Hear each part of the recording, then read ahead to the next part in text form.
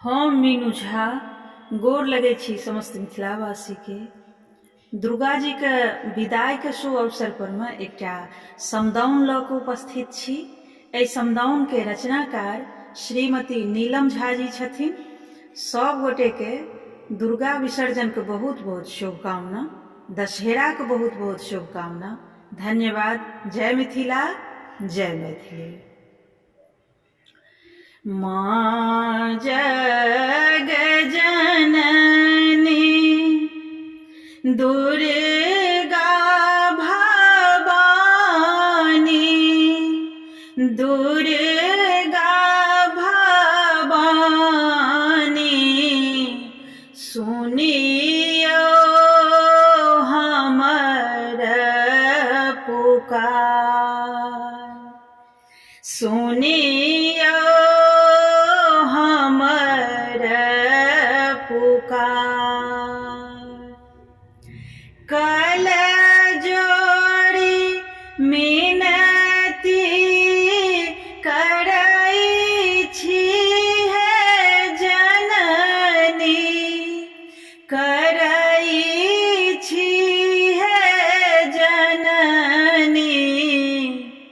दुखिया शरण अछि ठार, दुखिया शरण अछि ठार।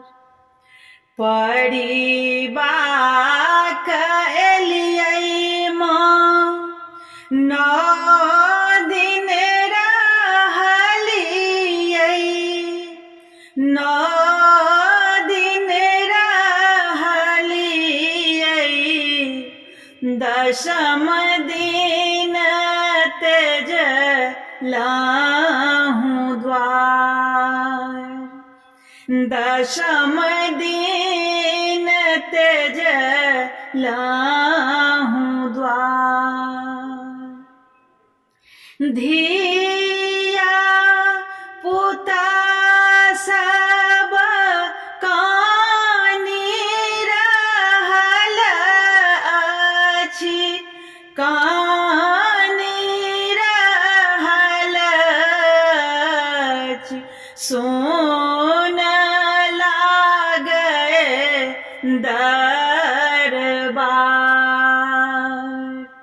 सोन लागै दरबार।